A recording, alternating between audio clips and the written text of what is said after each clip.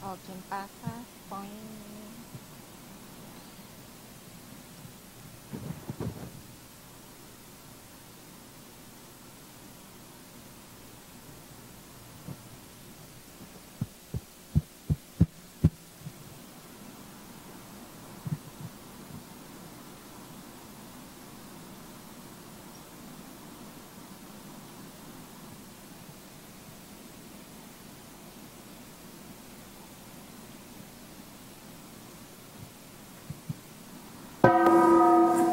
Tertúlia. Meu boa tarde aí para todos e todas. Hoje é dia 17 de janeiro de 2012, terça-feira. O verbete é de número 2180. Tem 5 páginas, 45 logias e 17 máximos. O tema, honra ectópica. A especialidade, cosmoeticologia. Quem redigiu o verbete com muito critério na grande bibliografia foi o professor Gabriel, que está aí muito bem assessorado, firme. Definição: a honra ectópica é a interpretação distorcida do sentimento de honra, especificamente pela adoção enviesada de valores, verdades, ideias, percepções e qualidades a respeito de fatos e para fatos, seja intencionalmente ou não, para camuflar argumentos falaciosos sobre a dignidade, caráter, pontos de vista e as ações pessoais da consciência homem ou mulher, a fim de serem merecedores de aprovação e prestígio social ou parasocial. A pensenização maniqueísta restringindo o universalismo. A legítima defesa da honra, o ato de dourar a pílula, as megatolices indefensáveis, as aprovações reprováveis, o dever de proteger a pátria, a vivência ingênua da fé cega, a submissão cega às autoridades terrenas. Eu li apenas um pedaço da fatologia. As manipulações conscienciais promovidas pelos assediadores extrafísicos, os códigos gerais de conduta da baratosfera, os anacronismos das comunidades ou comunex patológicas, os resgates holocármicos libertários, a transformação dos vínculos bélicos do passado em vínculos de afeição sincera. Na remissiologia de 15 itens nós destacamos absurdo cosmoético, argumentação ilógica, erro sutil, libertação do clã e homem super. Frase enfática: a honra ectópica é equívoco evolutivo mantenedor da estagnação antilibertária da SOCIM, ingênua quanto à própria condição, sendo o universalismo crucial ao reajustamento evolutivo. Nesta vida você já valorizou ou se apegou a algum sentimento de maneira ectópica? Qual o custo evolutivo desse equívoco? A filmografia tem indicação de 2 filmes e a bibliografia tem 13 fontes bibliográficas. Mega análise. São 20 itens aqui que a gente fez junto com o João Paulo. Cosmoeticologia, psicossomaticidade, falácia, orgulho, justificativa, bifrontismo, hipocrisia, interprisão, distorção, egocracia, priorofobia, sociologia, parasociologia, conviviologia, subcerebrologia, corrupciologia, autoenganologia, dogmatologia, ilogicidade e culturologia. Agora, questionamento. Tem uma amiga que dentro do círculo de convívio dela existe uma mulher muito rica e sedutora. Ela está sofrendo muito, pois essa mulher é parceira de esporte de seu marido. Ela não é adepta ao esporte e, portanto, não participa dos eventos junto com o marido. Como prestar alguma assistência utilizando a TAS nesses casos conjugais? Olha, aí seria bom ela começar a praticar o esporte, né? É a melhor coisa que pode ser feita. Explica isso para ela. O esporte faz bem para a mulher, ajuda. Reconheça o prejuízo que a tatuagem pode trazer para a consciência quanto às interprisões kármicas. Mas o que o senhor pode dizer quanto a projetores que relatam que seu psicossoma não possui a tatuagem presente do soma? O caso todo é o seguinte: aí depende de cada caso, a gente tem que estudar, vamos ver com calma, que isso é estudo do holossoma, é um caso complexo, tem que examinar cada caso. Tem que me mostrar aí que a gente pode estudar o caso. Caso por caso. Como é que eu faço para controlar o parar de ter sonhos com teor sexual muito forte? Toda vez que sonho com isso, acordo mal e desanimado, e até com dor de cabeça. Não consigo blindar o quarto. De que modo faço? Olha, você está com 15 anos só, então começa a mexer com o estado vibracional. O EV é que vai ajudar você sobre todos esses aspectos. E outra coisa, olha bem o que você vê de filme, ou leitura, ou alguma coisa de internet, antes de dormir. Limpa o ambiente pré-onírico, antes de ir para a cama. Gostaria de entender melhor a relação do inconsciente com o parapsiquismo e, dentro disso, as vantagens ou desvantagens do hipnotismo. Quero entender o efeito da sugestão hipnótica no processo de emagrecimento. Sou inversor e pretendo viver muitos anos, porém, a obesidade é obstáculo a isso. Os médicos já indicaram até mesmo a cirurgia bariátrica, porém não quero perder Invex por uma cirurgia tão invasiva. Fui diagnosticada comedora compulsiva. Quero saber a melhor opção para vencer esse vício. Olha, a hipnose pode te ajudar, pensa nisso. Às vezes, uma sugestão melhora a situação. Agora, ó, na minha terra só tem uma saída para isso, chama-se vergonha na cara. É aquilo que eu passo a mão na cara, assim, vergonha na cara. Coloca no papel que você não vai comer tanto mais e acabou. Saia com fome da mesa, você vai viver muito tempo. E outra coisa, arranja uma balança, uma esteira aeróbica para você emagrecer mais depressa. Mas põe o médico nisso. O médico é que tem que dar orientação e seguir. Fazer uma análise geral, um exame geral em você, anamnese. Ultimamente, antes de dormir, tenho trabalhado as energias sensivelmente por 30 minutos. Logo, tento aplicar alguma técnica projetiva. Em determinado ponto, sinto algumas partes do corpo a vibrar intensamente mais do que o resto, como se fossem pequenos choques, difícil de explicar. Sinto-me descoincidido e tenho a sensação de que se eu conseguisse andar para o lado, decolava.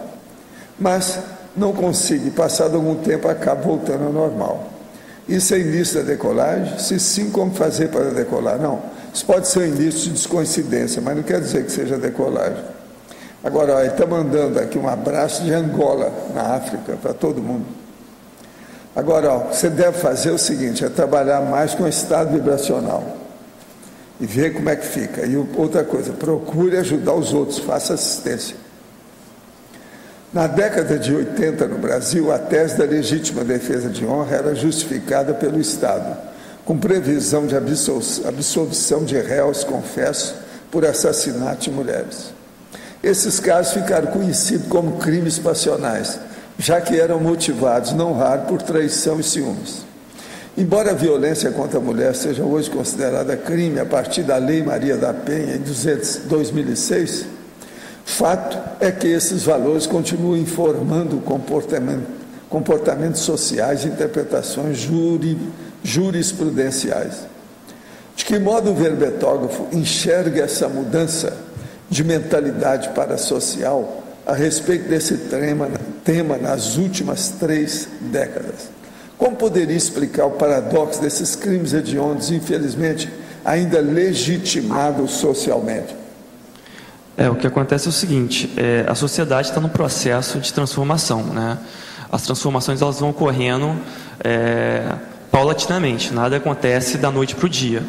Então, assim, se a gente analisar a nossa sociedade com relação ao machismo, com relação a tudo que tinha antes Né, você pega aí início do século XX, né, as chinesas ainda usavam aquelas sapatilhas para apertar os pés, e uma série de violências, né, que ainda ocorrem hoje no mundo islâmico, na África ainda tem isso.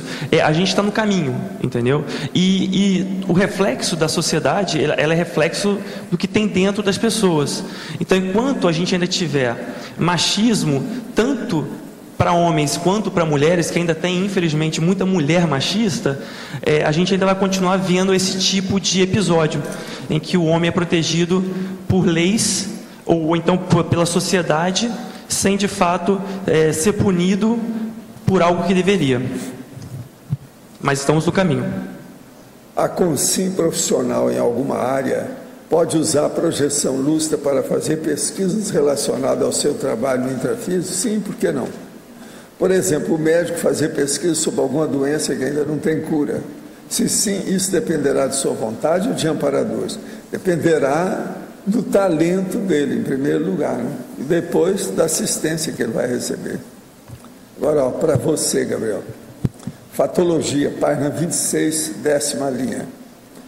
Poderia nos explicar o panurgismo e também nos falar sobre os homicídios em nome da honra que acontecem em famílias muçulmanas na Europa? Fatologia, página 27, primeira linha. Qual a solução possível para esse tipo de conflito intrafamiliar? Olha, primeiro com relação ao panurgismo. O panurgismo é aquela fé cega. É você se submeter cegamente a outra consciência ou a um estatuto, sem você utilizar seu senso crítico para poder ver se aquilo ali é o melhor para todos, né, de forma de cosmoética. Tá? Então, por exemplo, a gurulatria, a gente poderia colocar como uma maneira, uma especialidade do panurgismo. Tá, ok?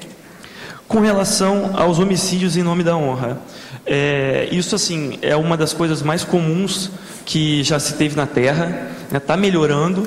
Tá? Com relação ainda às famílias islâmicas, eu acredito que isso aí é um processo de reciclagem consciencial. Talvez vai mais alguns séculos aí essas consciências nesse processo, e cabe talvez aos estados as consciências com mais discernimento, dentro da legislação, dentro da alçada que o Estado pode entrar, barrar esse tipo de atitude, né, de formas punitivas ou de formas educativas. Eu acho que essa é a melhor solução. Parafatologia, página 27, segunda linha. Quais são os códigos gerais de conduta da baratrosfera? Há códigos em meio à turbulência patológica? Sem dúvida, até né? A máfia tem código. Exatamente. É só perguntar para a Lindário. O assediador, ele usa tudo que ele puder para te manter sobre o jugo dele. Então, o verbete aqui, honra ectópica, é um deslocamento, é uma distorção de valores e virtudes. Então, o que o mega assediador, o assediador, ele faz?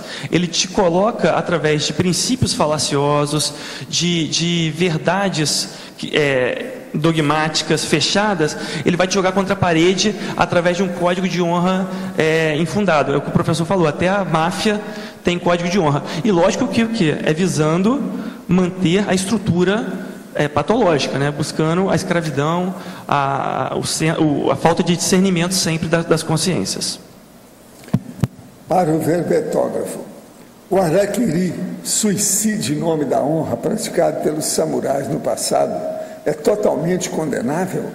Os samurais eram totalmente baratrosféricos? Bem, vamos então estudar o samurai. Ele, para começo de conversa, ele era um guerreiro, né? Ele estava envolvido diretamente com o belicismo. Aí eu te pergunto, uma consciência que vive de matar os outros, ela não é 100% patológica? Né? A profissão dela é matar os outros? E aí ela termina com chave de ouro, com harakiri, ou seja, em vez das vezes ela ter mais oportunidades, ou então até tentar ajudar as pessoas, pelo menos o seu grupo, né, dentro daí da assistência, grupo kármica, ele não, ele prefere, em nome da honra dele, sair à francesa, né? Em efeitologia, página 27, na segunda linha, poderia ampliar os efeitos das interpretações tendenciosas? Bem, isso aí é basicamente esse efeito é como as pessoas, por exemplo, pegam livros escritos e interpretam de forma fantasiosa ou de forma incoerente para tentar manipular as massas. Então você pega hoje uma série de, às vezes, de igrejas evangélicas, às vezes de clubes, enfim, qualquer tipo de reunião em que as pessoas fazem leituras distorcidas, elas estão buscando o quê? Manipular os demais, ou então se auto-enganar, né? Enxergar aquilo que eles estão a fim de enxergar, somente aquilo, né? Então, isso é prática muito comum ainda hoje em dia, é a pessoa só querer enxergar o que ela quer de fato ver, e só consegue enxergar isso mesmo. Gente, isso aqui é a revista Época. Ela está nas bancas, é dessa semana. Agora, na página 27, tem aqui, numa seção que vai seguindo, chamada Primeiro Plano, tem um tópico aqui, a subseção chamada 2 pontos. Eu vou ler apenas o que está aqui. Vocês prestam bastante atenção o que eu vou ler, tá certo? É coisa rápida. Elas me ajudam a quebrar o silêncio em festas. Se as mulheres querem ver, mostro tranquilamente. Hazel Jones é uma inglesa de 27 anos que nasceu com 2 vaginas.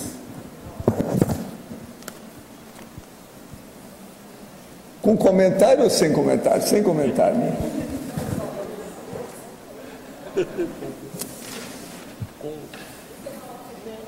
Vocês entenderam? Eu pedi para prestar atenção. Vocês entenderam? É a revista Época. Isso deve estar na internet, eu não cheguei a ver. Agora, pense só nas derivações, efeitos, consequências disso. Uma pessoa que tem um problema desse, ela já nasce com um processo patológico, tá certo?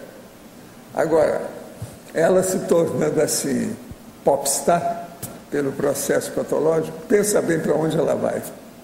Como é que fica isso? Isso é que chama-se dose dupla de patologia. Gabriel, bom dia. Bom dia. Tudo bem? Eu achei muito bom o seu tema, interessante. Tem um filme que, se você quiser aproveitar, talvez seja bem interessante aqui para sua pesquisa. Se chama As 4 Plumas, Honra e Coragem.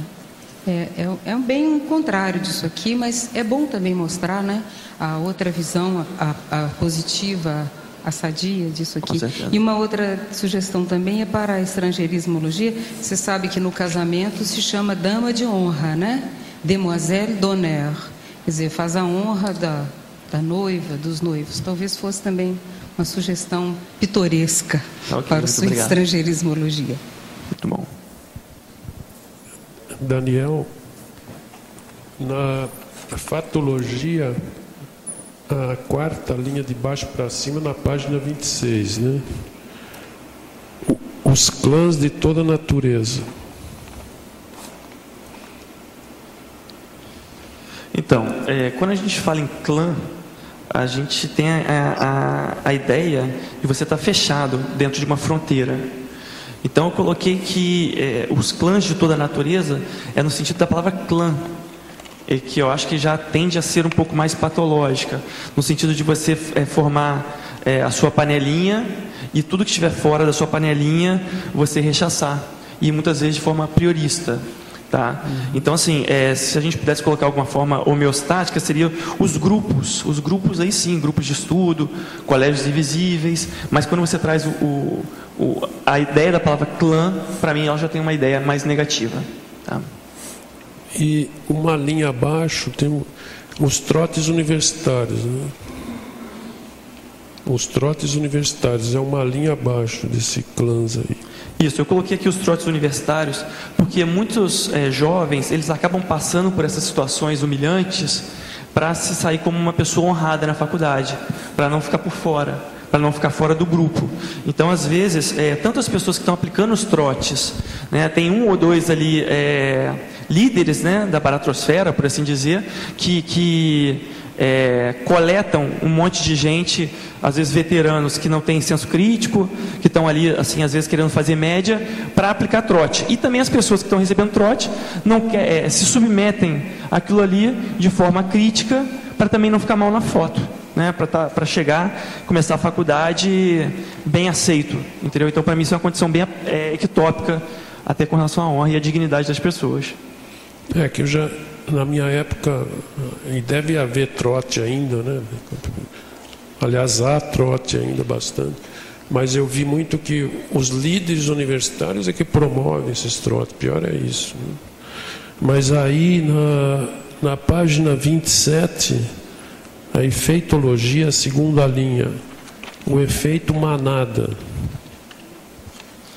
O efeito manada é aquele assim, onde às vezes tem lá um gado, né, e aí um boi se assusta, ele sai correndo, os outros nem sabem por quê que aquele gado, aquele boi está correndo e corre atrás. Então a gente vê muitas vezes as pessoas, elas nem sabem o que elas estão fazendo, mas elas veem outra pessoa fazendo e elas vão fazendo de forma crítica. Isso é muito comum, desde que a Terra é Terra, as modas, as invenções de moda, elas nascem muito assim, né? Então, por exemplo, que me veio aqui, uma das, não sei se foi rainha ou princesa de Portugal, quando veio para o Brasil, teve uma infestação de piolho no navio, né? E aí ela foi obrigada a raspar o cabelo, mas pela infestação de piolho no navio.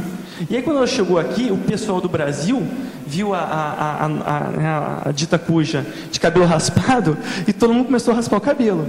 Então isso é um exemplo de efeito manada. Ninguém sabe por quê, mas vai todo mundo naquela direção de forma crítica, como gado mesmo. Agora, na paradoxologia, é o paradoxo de vários serial killers serem respeitáveis pais de família. Só para saber se, lógico, você se baseou em pesquisas, isso? Sim, existem diversos casos, tá?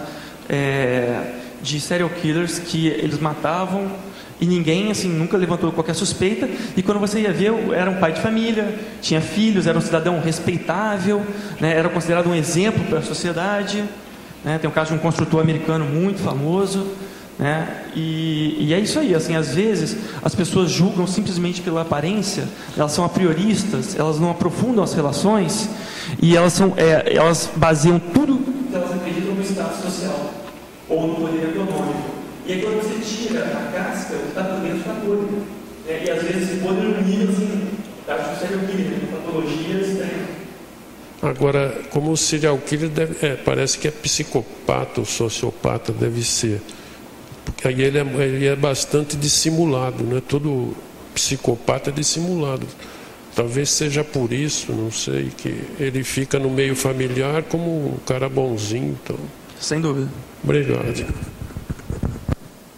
Gabriel, Renzo aqui no ar, aqui em cima. Olá. Parabéns pelo verbete. Muito obrigado. Aqui na fatologia, na página 27, segunda linha, a priorização do loco externo. Queria te fazer assim um pedido, não sei se você pode ou gostaria de colocar um pouco da tua experiência pessoal em termos dessa virada que você pode ter dado, não sei se você assim, percebeu essa mudança dentro da tua experiência pessoal, do loco interno, ou melhor, do loco externo, que é uma tendência da maioria dos jovens, né, tá sempre preocupado com a opinião do grupo que ele faz parte. Quando eu gostaria que você se pudesse dar um pouco da sua vivência nesse sentido, quando é que você passou para o loco interno? Bem, então, essa priorização do loco externo, ela é exatamente a pessoa que está muito mais preocupada com o externo, com o social, né? Então, assim, esse verbete, essa pesquisa, ela nasceu na minha entrevista para docente de infecciologia, em que um dos professores orientadores, eles falaram para eu estudar mais o tema que talvez estivesse muito ligado à minha personalidade. Para quem não sabe, eu era militar, né? Eu era piloto de caça. Então, assim, quando eu conheci a Conscienciologia, me veio muito de frente isso aí, né? Como uma condição muito patológica. E realmente, depois que eu comecei a me auto-pesquisar e buscar, de fato, uma priorização evolutiva, começaram a cair, a aparecer para mim as minhas incoerências, né? Então, no caso da minha vivência, quando eu comecei a sair do Locke externo e buscar mais o Locke interno, eu comecei a perceber as incoerências tão grandes que eu estava inserido na minha vida como um todo. Ainda tem muita incoerência, né? Mas elas já estão mais próximas, eu já consigo visualizá-las, coisa que antigamente eu não conseguia. E eu consegui fazer a virada de mesa no sentido assim, de sair desse movimento e estar cada vez mais buscando algo mais alinhado com a cosmoética de fato, né, empregada. Eu acho assim que o principal que a consciência tem que fazer, tem que ter para sair desse Locke externo é ela entender o processo do paradigma consciencial. Quando ela consegue de fato entender, ela percebe o que é bobeira e ela consegue buscar, entender, pesquisar o que de fato vai fazer ela evoluir e caminhar. Eu espero que eu tenha... Ok, só mais uma questão assim. Obrigado. Você poderia identificar qual trafor que você usou até para exemplificar para outros jovens que estejam assistindo, né, para fazer, porque uma coisa é, como a professora Malo diz, é cair a ficha. A outra é a gente fazer a ligação, quer dizer, qual trafor você utilizou para fazer a mudança, a recim? Foi coragem? Qual foi o principal? Eu acho que tem um pouco de coragem sim, tá? Assim, a pessoa ela tem que ter as próprias experiências dela, né? A partir do momento que você começa a acreditar nisso, você consegue entender a importância de você bancar o seu processo, você ser macho no sentido de bancar, de ter ali força para bancar esse processo. Agora, eu considero que eu tive um aporte muito grande, tanto de ter conhecido o grupo, né, a Conscienciologia, esse grupo evolutivo, e também por questões até acho que extrafísicas de amparo. Então acho que se não tivesse muito disso, eu acho que eu não teria chegado aqui também, né? Mas também a consciência, para ser amparada, ela tem que se colocar na condição de amparado, vestir a carapuça de que tem coisas para melhorar, sabe? Então assim, você tem que começar a deixar o seu ego um pouquinho de lado para que o amparo consiga chegar e te dar força, né? Então acho que isso foi muito importante para mim. Se eu não tivesse tido amparo, provavelmente eu teria parado aí no meio do caminho também. Ok, obrigado.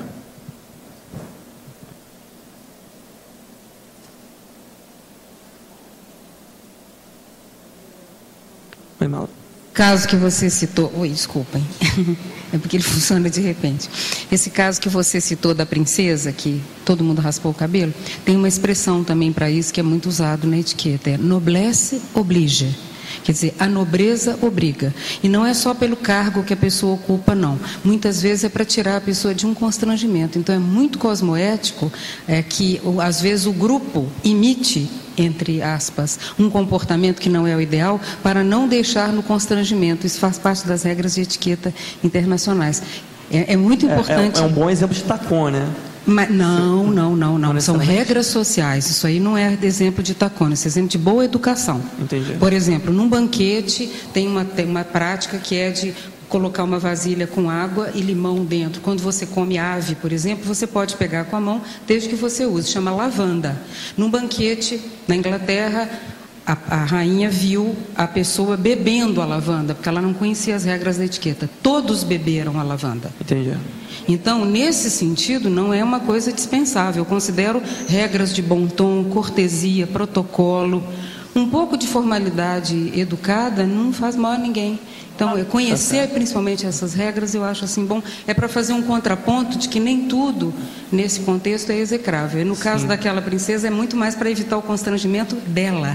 Então, é um ato cosmoético do Código Pessoal de Conduta. Pelo menos no meu caso, penso dessa assim, forma. eu acho que é nesse caminho mesmo, Malo, mas assim, a gente também tem que entender até onde a gente deve, até onde é cosmoético isso, e até quando a gente não está fazendo tacon. O bom tom internacional, quando a gente conhece assim, um bom tom internacional, uma finesse, nunca vai fazer mal, nunca vai ser errado, porque vai evitar o seu constrangimento, evitar o constrangimento das outras pessoas e respeitar culturas diferentes. Isso é uma regra do universalismo. Com certeza. Então, para fazer assistência, é muito importante conhecer etiqueta, protocolo, culturas, para a gente poder estar dentro de um contexto, sabe, em que todos se sintam bem. né? Então, é exclusivamente dentro dessa visão que eu estou trazendo isso. Com certeza. Tá bom? Muito obrigado.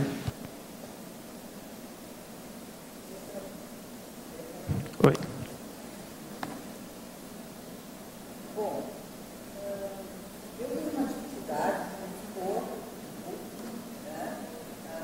O microfone não está funcionando. Está funcionando ou não? Agora está. Eu tenho uma dificuldade de me expor em público assim. Eu acho que é a segunda vez que eu pego o microfone assim na tertúlia, né? E Você está ótimo, não está tremendo. o senhor que não percebe dali, eu acho. Não, daqui dá para ver direitinho, não está tremendo. Então, assim, ó, na fatuística, eu acho que na sexta linha, aí fala sobre a preguiça mental. Eu tenho ouvido muito falar sobre a preguiça mental e eu digo que é um trafar meu, a preguiça mental. Então, assim, eu até poderia ir lá no Luciclo, lá, e fazer mais uma pesquisa mais demorada, mas eu acho que é preguiça mental mesmo, né? Então, eu gostaria que você falasse um pouco mais sobre a preguiça mental, que tem muita gente que tem isso, mas está meio camuflado, está meio ectópico. Então, vamos lá, a preguiça mental. Okay. Então, você já se respondeu, né, que uma pesquisa sobre isso lá na Holoteca seria muito bom, né? Mas, assim, com relação à preguiça mental, o que eu vejo é o seguinte, que a pessoa que não pesquisa, a pessoa que não corre atrás, ela acaba ficando sempre em subnível. Ela nunca está up to date. Ela nunca vai estar, assim, em ponto de bala para refutar, para ter senso crítico, tá? Então, o que acontece? Eu coloquei aqui a preguiça mental no sentido, assim, das pessoas que não pensam, que tem preguiça em pensar, elas acabam comprando ideias prontas, enlatadas. E essas ideias, aí que está o perigo. Em qualquer curso que você faz a Conscienciologia, né, tá o princípio da descrença. E quando você tem preguiça mental, você vai de encontro ao princípio da descrença. Porque você está com preguiça, você está comprando aquela ideia pronta e você acaba sendo manipulada de uma forma ou de outra. E a gente que quer passar de uma conduta de assistido para uma conduta de assistente, como é que você vai ter preguiça mental? Como é que você vai estar em subnível? Então, assim, isso é uma condição sine qua non para quem quer fazer assistência, né? E evoluir é fazer assistência. Então, quem tem preguiça mental, volta para a quarta série e vamos estudar tudo de novo, porque a gente tem que começar a entrar num processo, isso eu digo assim, a humanidade inteira, a gente tem que entrar num processo de pesquisa. Todo mundo, o Google está aí, né? O Google já é uma coisa boa, né? Que já supera a nossa preguiça física de tecnoloteca, por exemplo, né? Buscar muita informação. Vamos usar as ferramentas que a gente tem para superar isso aí. Agora, todos nós, eu acredito assim, de alguma forma ou de outra, às vezes a gente tem nossos gargalos. É natural, né? Então vamos até pesquisar sobre o nosso trafar, sobre a nossa deficiência, a fim de superá-lo, né? Acho que daria um bom verbete isso aí, viu? Você fica intimada pelos nossos amigos a fazer uma pergunta, pelo menos, em cada tertúlia que se aparecer.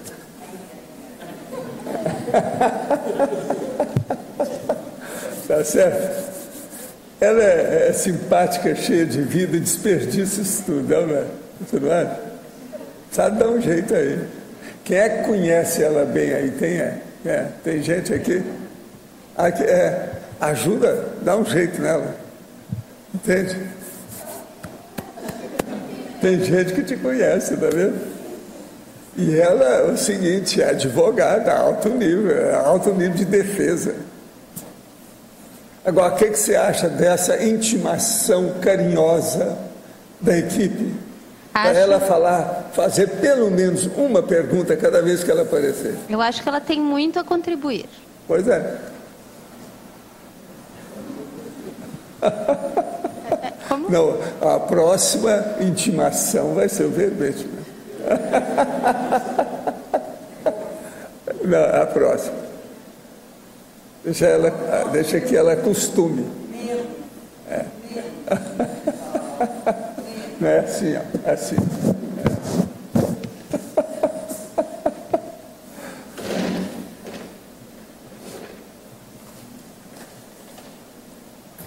quando a defesa da honra é vista como sadia pela conscienciologia? Bem, a honra, ela é um sentimento sadio, né? Assim, você ser uma pessoa honrada, digna, né? E ter autoridade moral. Eu acho que a honra, ela é positiva quando você tem autoridade moral, ou seja, ela é advinda das suas atitudes cosmoéticas, tá? E não do seu verniz, né? Não do seu ficar bem na foto, né? Então, é isso aí. Então, a pessoa que honra os compromissos dela, a pessoa que a dignidade dela vem da autoridade moral dela, isso aí tudo é positivo, é cosmoético.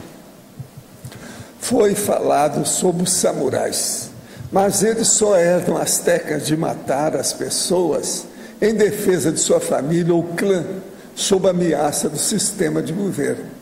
Venho pesquisando e anotando sobre minhas retrocognições e tenho uma inquietude e admiração muito forte por artes marciais, principalmente os combates corporais mais antigos.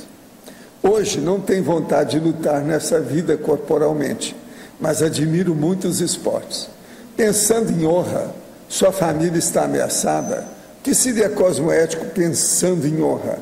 Acabar, matar talvez, com essa ameaça ou deixá-la? Olha, sem dúvida. Preciso de lembrar que o nosso amigo, que existe hoje lei, tribunal. Exatamente, a gente não está mais na Idade Média, né? Tem um verbete aqui, o erro sutil, tá? Que eu acho que seria interessante a gente ler para entender o processo até dos samurais, né? Que na época era uma questão mais aceita. Mas assim, é o que o professor já pontuou, já tem a legislação. Hoje, se você tiver uma situação dessa, no meu ponto de vista, entre matar e morrer, eu prefiro morrer. Tá? Por questões até de interprisão grupocármica. E a gente sabe que a consciência não morre, né? A dessoma, ela é só é o que o professor fala, o que pior pode acontecer para a gente. Muito engraçado, é o nome dele que eu não vou falar, mas só para lembrar ele. Olha o seu primeiro nome, é muito engraçadinho o nome em relação a você. Vale a pena pensar nisso.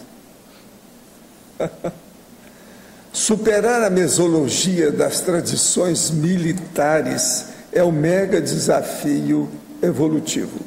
Qual a mensagem mais assertiva e tarística que você diria aos intermissivistas que se encontra hoje em interprisão a um grupo belicista, militar, partidário, milicioso ou da milícia, e se submete ao medo e aos valores antievolutivos típicos desse grupo e não bancam o posicionamento cosmoético para superar a condição de antepassado de si mesmo?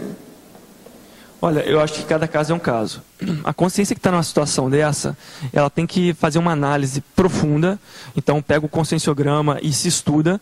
E ela tem que lembrar sempre do princípio da economia de males.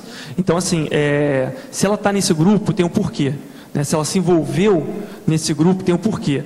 Então, não adianta também a consciência, ela simplesmente abandonar tudo sem aprender e simplesmente de uma forma, às vezes, assim, externa. Então, o que eu recomendo é que a consciência se estude e planeje-se. O planejamento talvez seja a melhor maneira para essa consciência conseguir sair desse grupo. Tá? É outra questão também muito importante, muito profilática para essas pessoas. Planejar o momento de sair, ter estratégia de vida, sabe? Não ficar esperando a vida levar a gente. Começar um planejamento sério, né? Tem a Apex, tem diversas instituições, o próprio livro, o Conscienciograma, a Conscius, e a OIC também com Consciencioterapia, que podem te ajudar no startup desse processo aí. Olha, para você, outro filme que pode auxiliar a pesquisa e, quiçá, ser inserido na filmografia, Homens de Honra, Men of Honor, com Robert De Niro e Cuba Gooding Jr. Pequena sinopse. O filme conta a história de um homem negro, nascido de família pobre, que tinha o sonho de ser mergulhador combatente da Marinha Americana. Começou como cozinheiro, até chegar ao posto de mergulhador de combate, chefe da Marinha, durante a chamada Guerra Fria. Sofreu um acidente, sendo amputado uma das pernas, mas em nome da honra continuou a fazer. Bem, eu agradeço a sugestão E, se for o caso, a gente vai colocar assim. Muito obrigado. Gabriel, eu de novo aqui, Renzo, no ar. Pois não. Se você pudesse, por favor, fazer uma análise sobre o quarto mandamento bíblico, honrar pai e mãe, na quarta linha da fatologia, e na sindromologia, a síndrome do Peter Pan. Quer dizer, no sentido de, em alguns casos, a pessoa tem proexis, ela tem o ímpeto da interassistencial, mas às vezes ela sofre aquela repressão dentro de casa e muitas vezes não consegue partir para a sua própria proex. Bem, a questão do mandamento bíblico, honra pai e mãe, o que eu vejo é o seguinte, eu acho assim, que não há nada de errado a gente honrar, né, pai e mãe, desde que esteja alinhado com a cosmoética. Então, por exemplo, às vezes você tem pai e mãe que não são intermissivistas e o filho é intermissivista, cheio de verpons, cheio de ideias inatas. E chega uma hora que a consciência, ela tem que decidir. Ela tem que, às vezes, romper, às vezes, com o clã, romper com o paradigma familiar. Então, assim, se a pessoa ficar presa nessa questão de um mandamento bíblico de honrar o pai e mãe, às vezes ela pode ficar em subnível, às vezes ela pode até perder a questão da programação existencial dela, pelo fato de ter ido na ideia de familiares, e que às vezes são de outras gerações, tem outros conceitos, né, outra vivência, outra vida. Lógico que a gente tem muito para aprender com os nossos pais, sem dúvida, fomos educados por eles, temos uma gratidão infinita talvez com eles, mas assim, a gente tem que ter sempre o discernimento. O discernimento ele vem sempre acima de qualquer tipo de relação interpessoal, tá ok? Obrigado.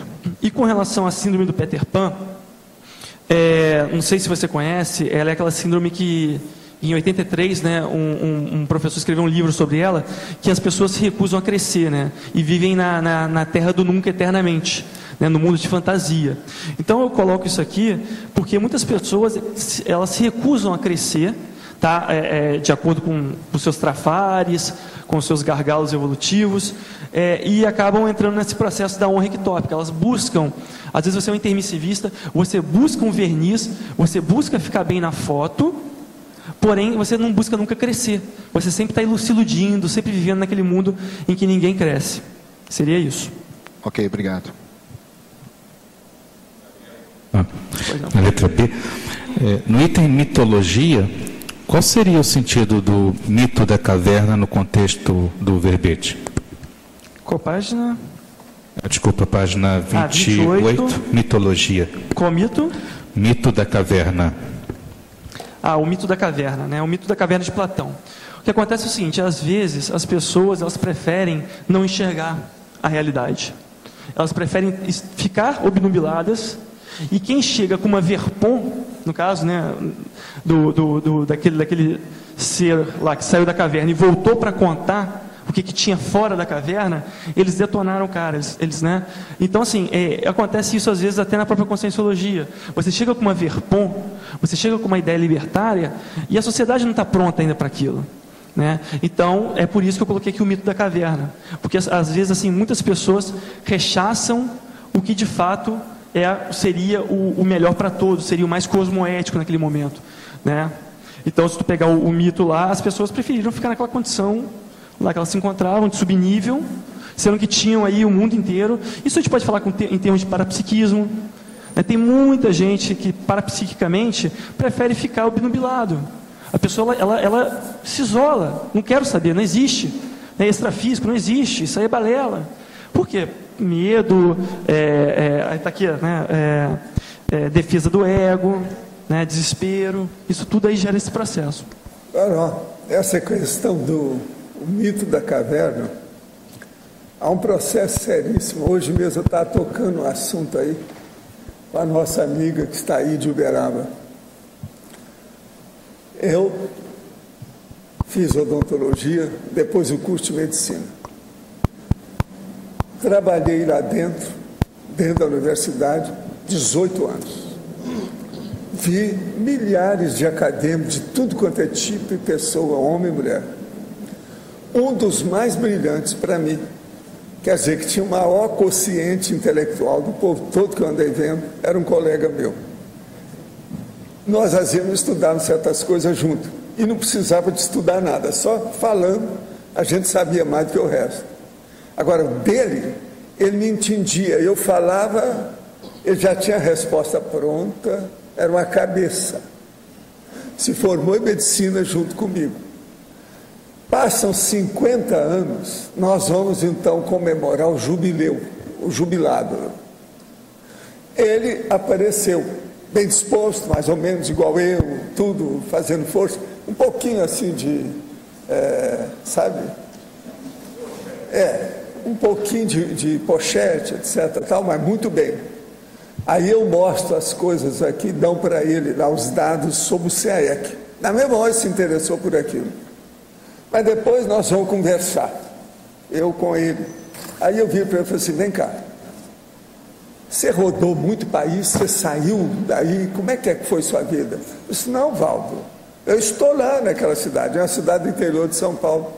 Eu estou lá fazendo assistência, nunca deixei aquilo, nunca saí assim, não tenho noção de nada. Isso é o mito da caverna. Faltou o processo da dromomania, positiva no caso. O problema da pessoa sair, ver o mundo para ampliar a cabeça. Aí eu pergunto para ele, você escreveu algum livro? Não. Livro sério? Não, nada. Ele tem mais ou menos a mesma idade que eu.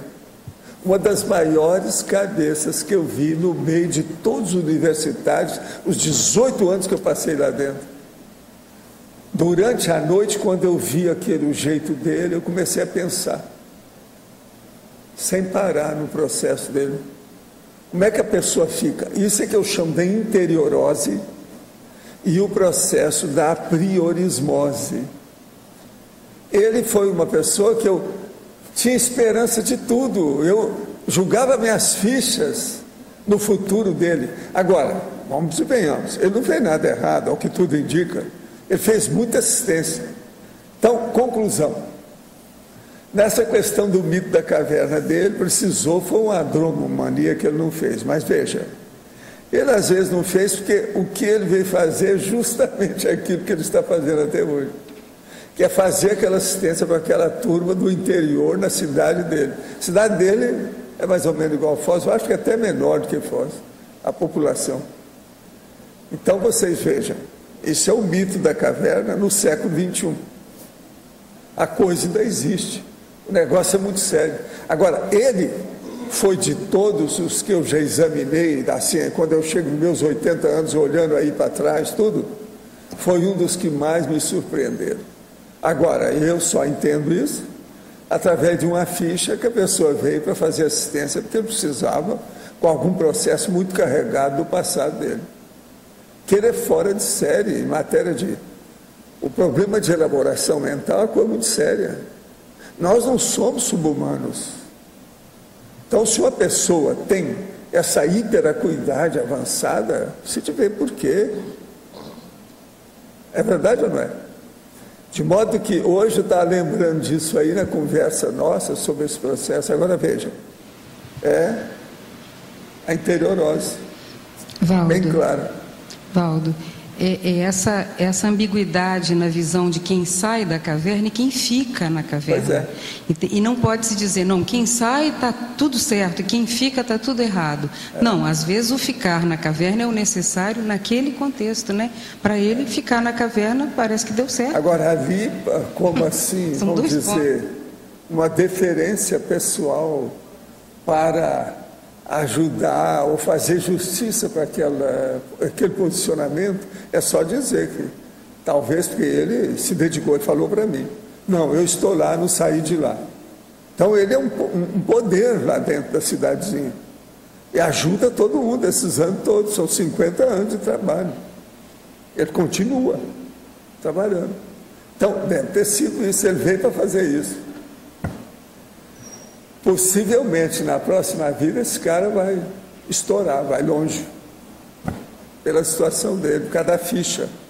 Esse eu vou ficar de olho nele, porque tem muitos que já dessomaram, e que possivelmente a gente vai se encontrar depois que eu dessomar também. Isso vai ter dúvida. Muita gente que era ligado comigo. A questão do mito da caverna, segundo Platão, é uma pessoa que estava na escuridão da caverna, né? Completa um processo bem...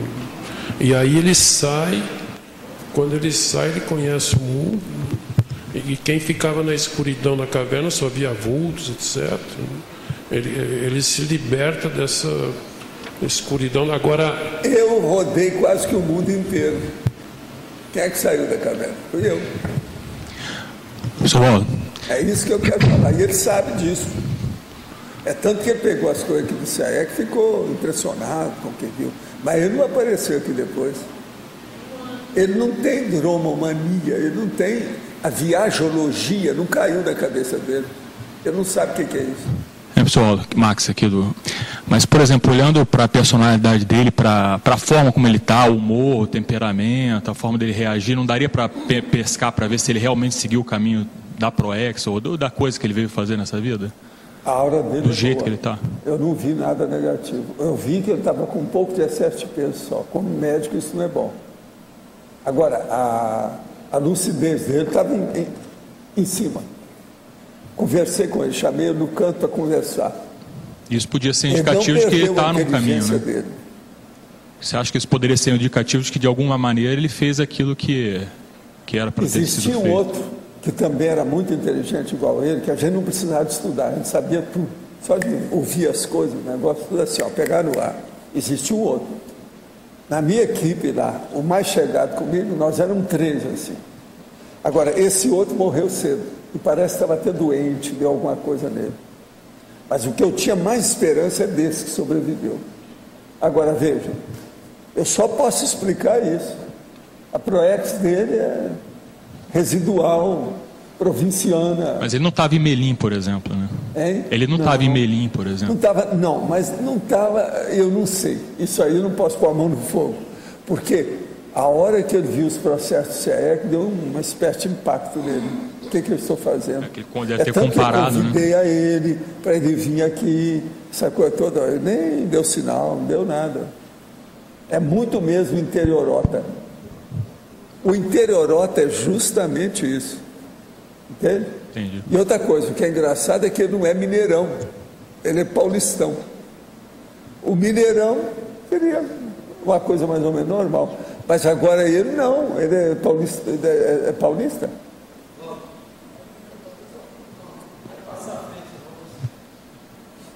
É.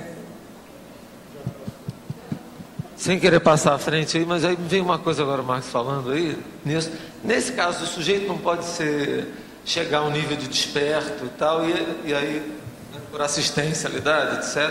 E aí mesmo ele, sem sair muito do lugar, ele servir de epicentro da universidade. Eu só tenho uma coisa, aqui ó, eu só tenho um problema aí que eu acho difícil de você defender.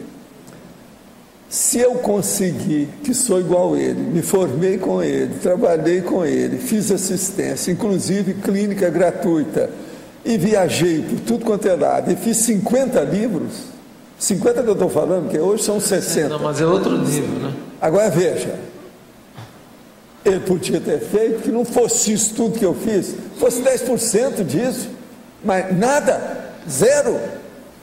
Uma inteligência daquela. Mas ele não estava desperto nem nada, não, né? Pelo que você viu, não, né? Agindo multidimensionalmente. Está na dele. Bem interiorota, bem mineirão, mas numa cidade de São Paulo. Senão ser mineiro. Tá, entendi. É então estava em subnível, né? Pensar nisso, gente. Então, tava em subnível. O negócio me chocou. E deu impacto. Falei assim, eu preciso de aprender mais a natureza humana. Como é que... Agora, eu só arranjei uma solução para ele nessa questão da Proex dele. Deve ter sido aquilo. Valdo, o fato dele ficar só no interior não significou que ele ficou na caverna, mas ele também ficou ali num processo de, vamos dizer assim, ignorância. Mas veja, o problema é provinciano. Provinciano também. Nesse século que nós vivemos, século XX, século XXI, isso é medievalesco. Tá, mas... Moyenage. Sabe como é que é? Mas é medieval. Com as informações que temos hoje em dia, uma pessoa pode até viver no interior e ter uma abertura grande. Nós estamos vivendo, você tem comunicação tudo na hora. Como é que é isso? Mas o problema é que agora, por que a pessoa coloca a âncora e não sai do cais? Ele, além de ficar na cidade, ele também ficou estagnado. Ele ficou na caverna mesmo da escuridão. Agora, eu insisti com ele, vem cá, mas você nunca fez muita viagem? Você não escreveu livro nenhum? Esse tempo todo com a sua cabeça? Eu disse, não, Val, não fiz nada. Fazendo assistência, eu faço medicina. Tem jeito. E outra coisa, esse simpático, você chegou a ver lá, quem é? Um cara simpático, cheio de vida, a aura dele é boa, comunicativo. Agora, realmente, quem sai de uma cidadezinha do interior e vai para uma cidade grande, no meu caso, que ele isso amplia para caramba. Lá, não interessa. Mas mesmo que ele ficasse lá... Mas que ele saísse para ter uma cosmovisão. Ele não saiu da monovisão provinciana. Ele podia morar lá e se estender, viajar, fazer... Como é que fica? Ele ficou estagnado. Isso é a priorismo total. A prioriota. Não há dúvida que é. Então, por exemplo, o que eu digo é o seguinte, agora vamos falar o contrário. Eu acho que a coisa melhor que ele fez deve ter sido o processo de assistência, que isso é da ficha dele. Mas eu digo, poderia ter feito mais se ele tivesse feito as duas coisas. O que você acha? Não tem lógica? Fazer as duas? Ele fazer assistência e, ao mesmo tempo, deixar uma mega GESCOM, por escrito, algum trabalho nesse sentido. Mesmo a medicina, professor Valdo, ele dedicou mais, ele tem uma fábrica de tecidos. Ele ganha muito dinheiro, que a Americana é a cidade de tecidos. Da cidade, que eu sei, tem muitos tecidos, ele está bem com essa parte aí, riquíssimo. Pois é, mas cada um faz acomoda, o que pode. Né? Cada um faz o que pode. Quais os pontos positivos e negativos da maçonaria? Seus rituais são evocações ingênuas do passado? São sim, não há dúvida. Eu sou mestre maçom. Estive lá porque a minha mãe me pediu para entrar na maçonaria. Eu atendi a ela porque o meu cunhado era maçom. Eu sou mestre maçom, fiquei lá 6 meses e eles me deram o kit plástico.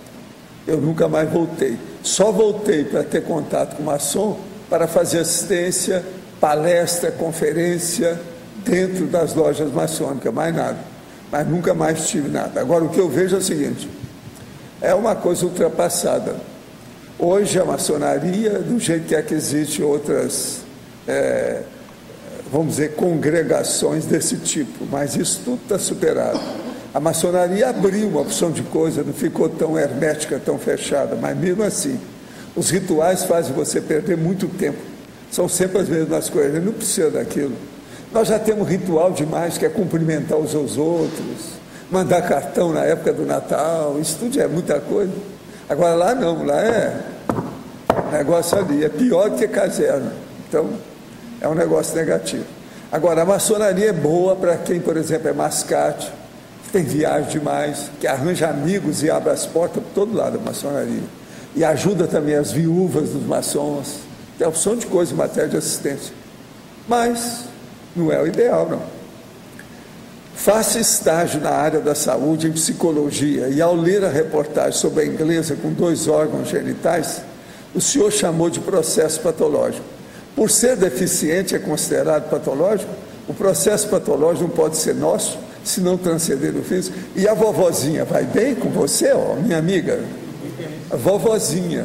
Escuta, isso chama, como é que é, aquele grande estudo de ciência? Teratologia, quer dizer, monstruosidade. Uma pessoa com 2 genitálias, ainda mais mulher, a genitália feminina é que cria mais problema na história humana. Agora tem 2. Você já pensaram bem como é que fica isso? E essa aqui ainda quer defender. E a vovozinha vai bem? Essa é uma monstra. Ela está mostrando na festa aquilo que a mulher de barba mostra no circo. Mesma coisa. Ela também está errada. com essa exibição da genitália. Totalmente errado. Não, ela é uma monstra teratológica.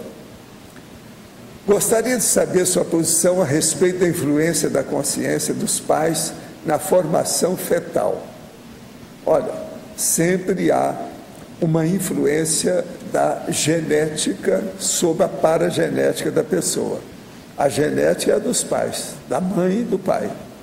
E a paragenética é de quem está renascendo. Então, sempre tem uma influência muito grande. Se a pessoa é mais forte, a consciência que vem é mais forte, ela supera as influências da genética sobre si. O verbetógrafo citou que estava na carreira militar cheio de incoerências e fez uma virada de mesa recuperando atitudes cosmoéticas. Pesquiso técnicas evolutivas e gostaria de saber se essa sua vivência estaria dentro da aplicação da técnica da Ressex ou da Invex. Bem, é uma boa pergunta.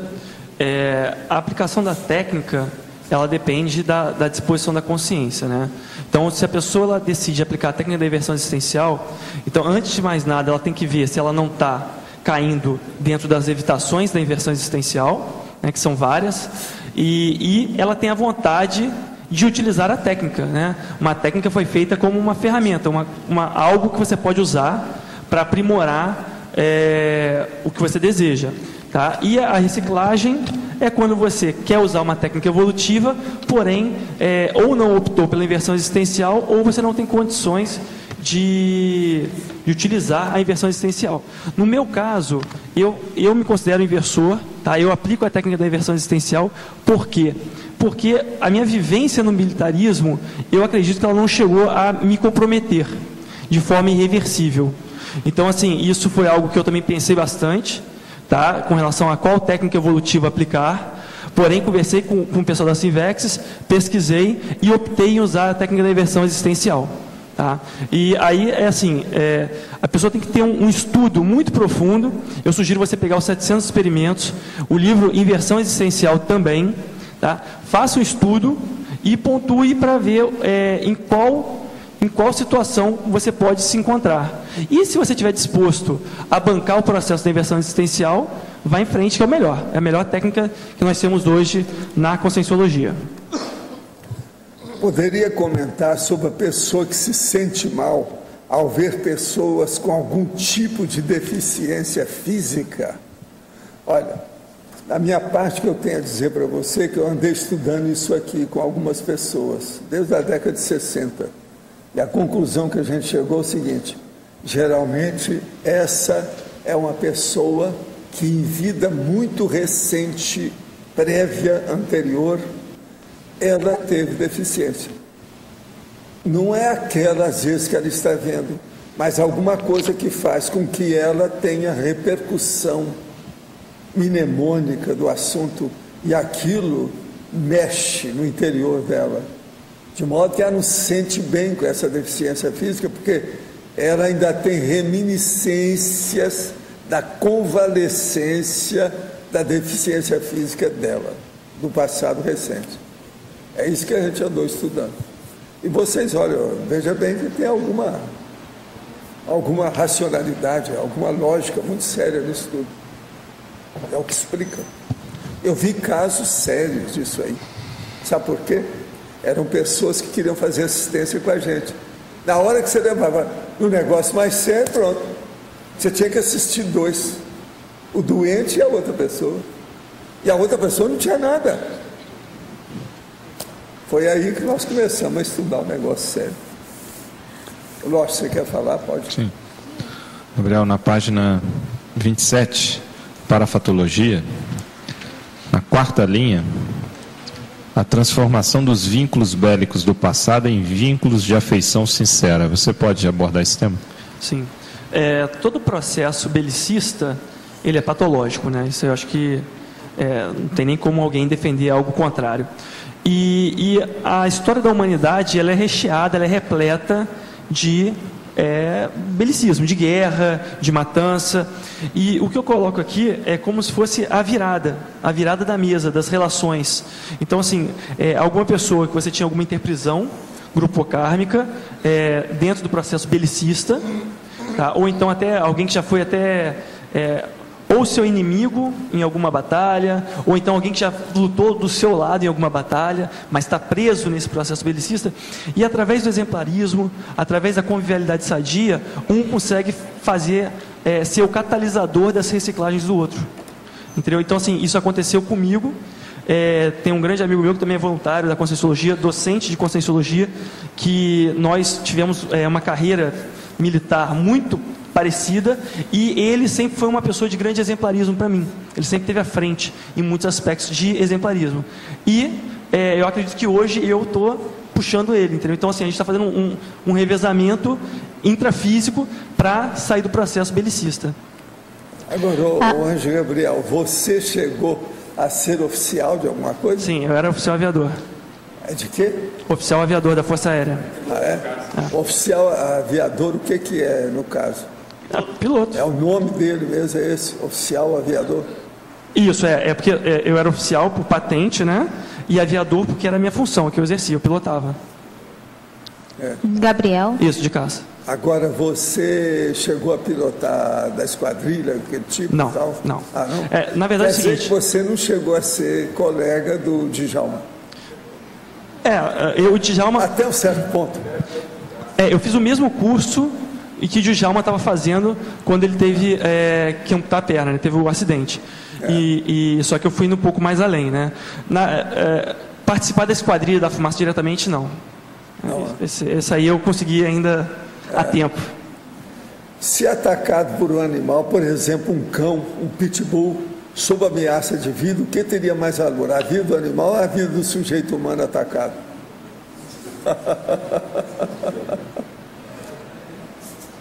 Fala aí para nós. Então, eu acho que, assim, a pessoa, eu gostaria primeiro de perguntar se ela come carne, né? Se ela comer carne, ela já respondeu a pergunta dela. Mas independente de comer carne ou não,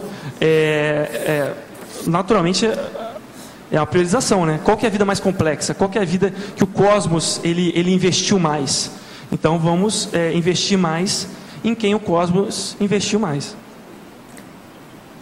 Você foi, Alberto Betógrafo, você foi piloto de caça? Gostava da profissão? Essa profissão é assistencial ou baratosférica, do tipo que cria amarras grupocármicas? Bem, qual é o modelo do caça? Tá, vamos lá. Eu era piloto de caça, sim. O que acontece? A polícia militar ela é necessária. Tá? Então, assim, as Forças Armadas ainda são necessárias. Tá? Existe muito trabalho assistencial nas Forças Armadas. Isso é fato. Tá? Em carros de enchente e tudo mais. Até com os bombeiros. Exatamente, os bombeiros. Agora, quem que vai estar fazendo, quem que vai estar exercendo essa atividade? Entendeu? Você como querendo entrar na questão da assistencialidade, você querendo propagar a paz, o universalismo, como é que você vai estar defendendo a fronteira? Entende? Então, assim, o processo, ele ainda é necessário, dentro da nossa realidade, dentro da mesologia intrafísica atual no planeta Terra. Porém, se você busca assistir, evoluir, priorizar a tua evolução, sai fora dessa. Tá? O processo é belicista. Tá? Se um piloto de caça precisar jogar uma bomba em cima de uma escola cheia de criancinha, ele vai ter que jogar a bomba. Você vai querer estar apertando esse botão? Eu não ia querer, jamais. Tá? Então fica esse questionamento. Qual é o modelo do caça? Eu voava a MX, conhecido como A1. Bom. Em Interaciologia, página 27, segunda e terceira linha, poderia expandir essas duas interações? A interação SOCIM, alienação, e a interação VERPOM, liberdade consciencial. Sim. Bem, a interação SOCIM, alienação. A nossa sociedade ela ainda vive muito focada na forma, né? E não tanto no conteúdo. É só você ligar a sua televisão que em meia hora você já vai entender direitinho o que eu estou falando. Então, assim, tudo é focado em futilidades, frivolidades, ninguém está preocupado em fazer assistência, em alto nível, ninguém está preocupado em, de fato, evoluir, priorizar esse processo. As pessoas estão muito preocupadas com dinheiro, com o intrafísico, e muitas das vezes levar vantagem, e isso aí. Por isso que eu coloquei, associa alienação. Ou seja, há uma busca constante de você alienar a massa, né? A sociedade intrafísica, ela está sempre alienada para que alguém possa exercer influência, exercer poder, tá? E é o famoso pão e circo, né? Você mantém o povo sobre os seus cuidados. E com relação à interação Verpon, liberdade consciencial, é porque as Verpons são o que a gente tem de mais avançado, são o que a gente tem de mais libertário. Então, a partir do momento que você tem uma ideia, que você chega a uma verdade relativa de ponta até você nunca mais vai conseguir enxergar o mundo como você enxergava antes. A partir do momento que você, por exemplo, conhece o paradigma consciencial, você não consegue mais voltar atrás e enxergar o mundo, enxergar as pessoas, tudo da maneira anterior. Então é por isso que eu digo que há uma interação muito forte entre a Verpon e a liberdade consciencial. O que a pessoa pode fazer quando o seu companheiro lhe força a realizar determinadas tarefas para as quais ela não se sente preparada? Bem, a gente tem que analisar o processo cosmoético por trás aí dessas solicitações.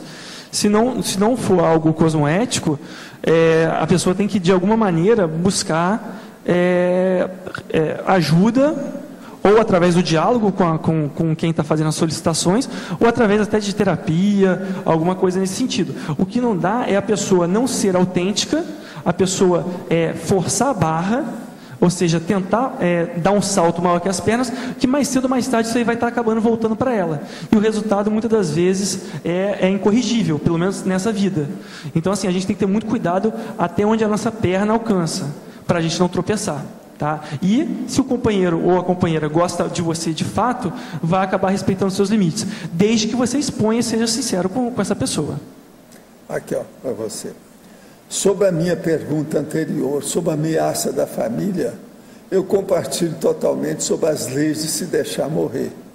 Mas lembrando que a Idade Média é quase vivida em favelas, que os traficantes é que fazem as próprias leis, pois são autoridade do local.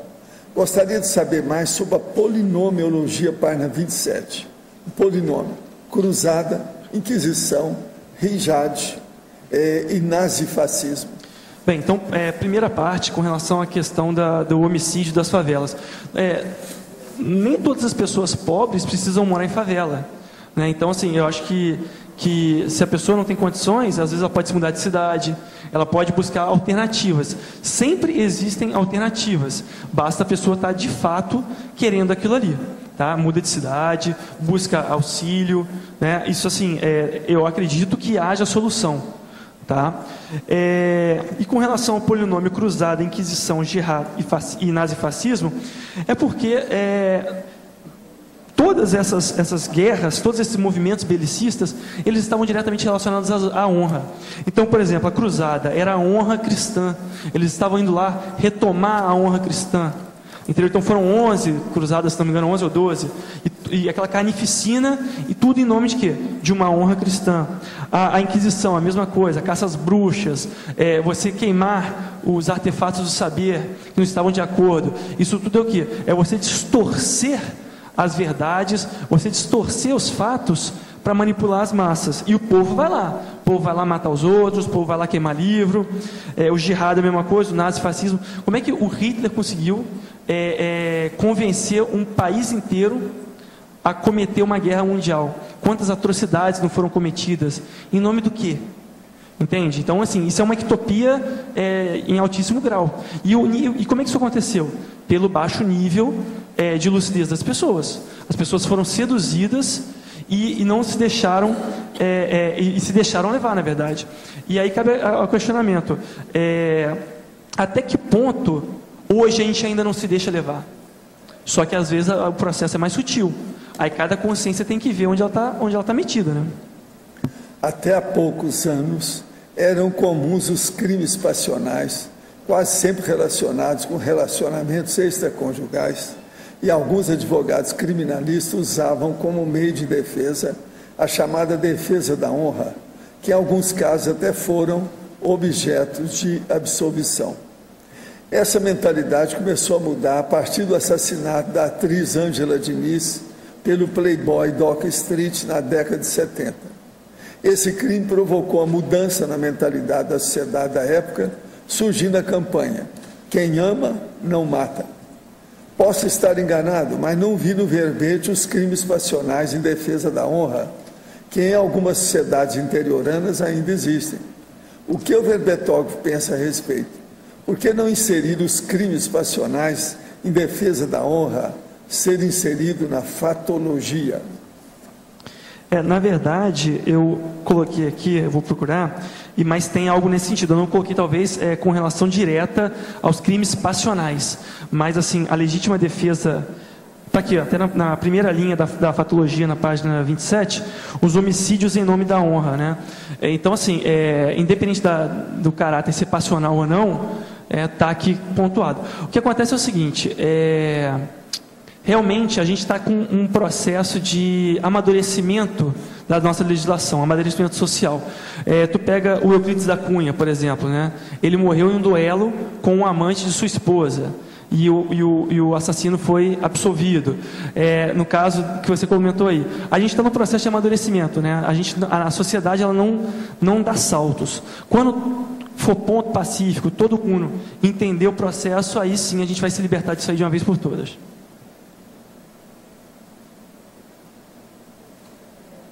De novo. Pode? Ok. É a respeito das tendências. Eu observo muito assim, vocabulário gestual como tendência. Quem vem, por exemplo, da religião, do militarismo, da monarquia, de todas essas condições. E elas deixam marcas. E qual assim a observação que você faz sobre a sutileza da linguagem, por exemplo, peremptória, pontifical, que é uma herança desses tipos de tendência. Elas vêm e elas impregnam totalmente. Então, às vezes, a pessoa mudando um vocabulário no dia a dia, ela consegue resultados formidáveis que, às vezes, trabalhando um trafar ali, dedicadamente, ela não consegue o mesmo resultado.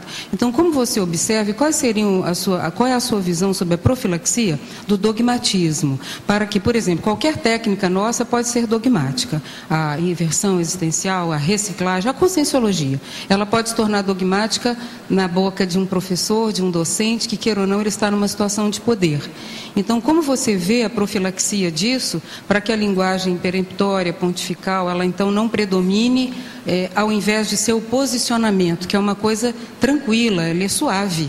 Ele é suave porque ele é definitivo, é uma convicção, a gente não está preocupado em convencer ninguém. Como você vê isso na técnica da inversão existencial? Bem, eu acho que, Malu, a questão da linguagem ela é fundamental, tá? Com relação até à questão de sinapses, de criação de neossinapses, e também para você favorecer o aparecimento de uma vivência mais universalista. Tá? Então, a partir do momento que a consciência ela começa a se reciclar sinapticamente, e até em termos de linguagem, gestuário, tudo começa a mudar por conta das sinapses, como ela enxerga o mundo.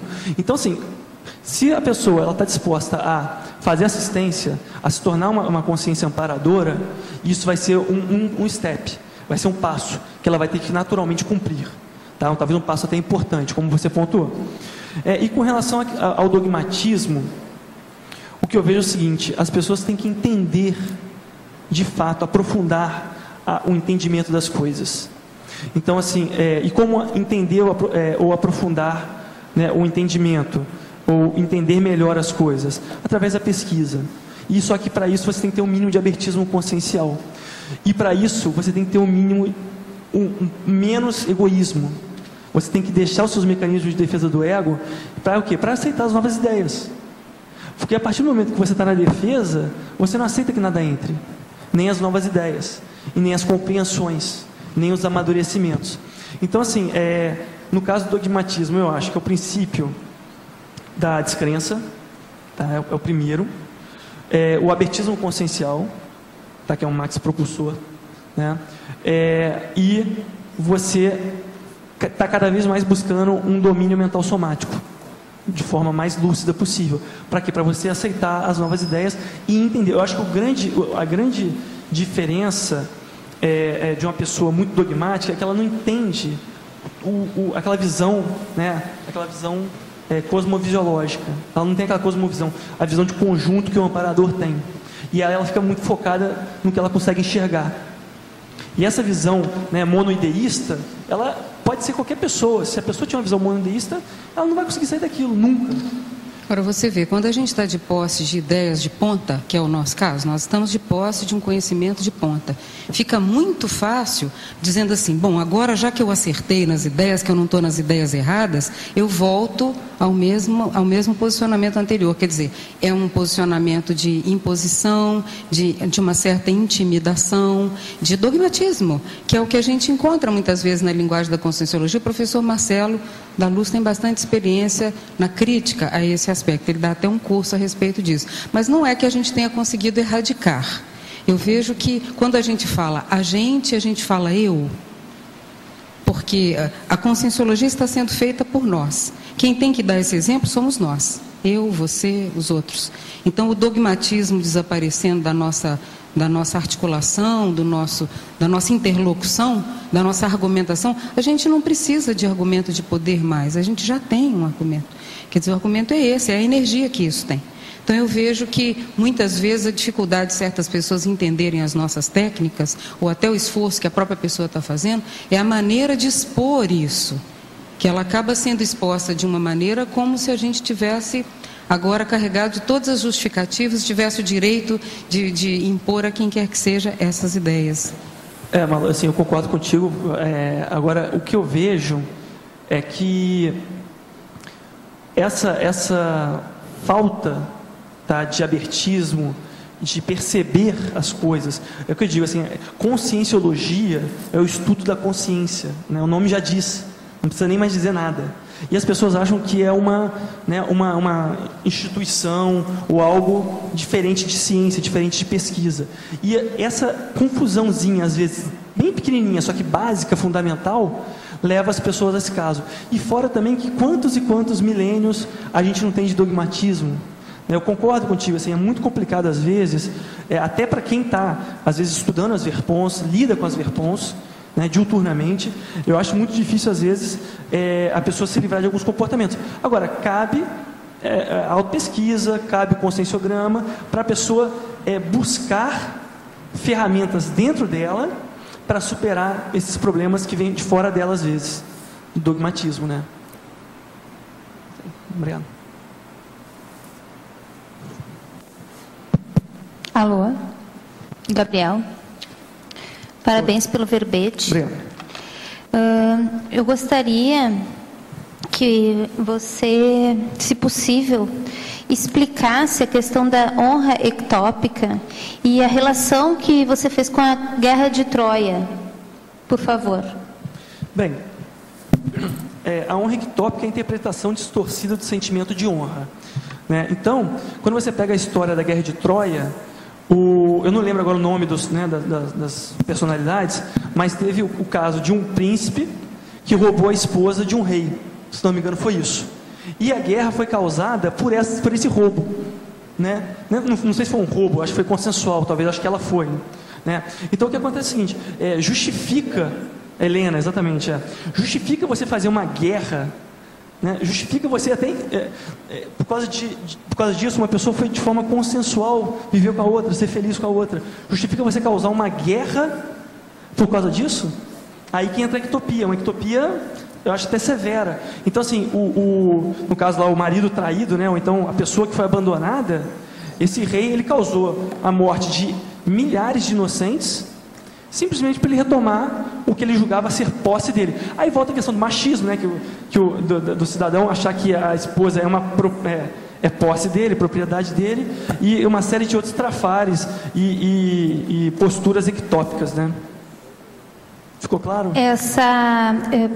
Eu andei estudando alguma coisa e, além disso, esse rei, ele utilizou a fuga, o roubo, o sequestro da esposa como desculpa para essa guerra.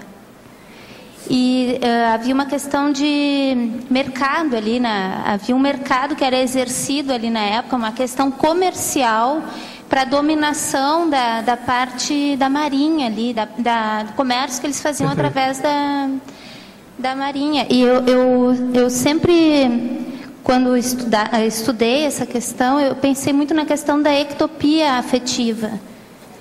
Também, né, desses personagens todos que estavam envolvidos nessa guerra. Não sei se... Não, eu acho que é isso aí, está bem em cima do lance.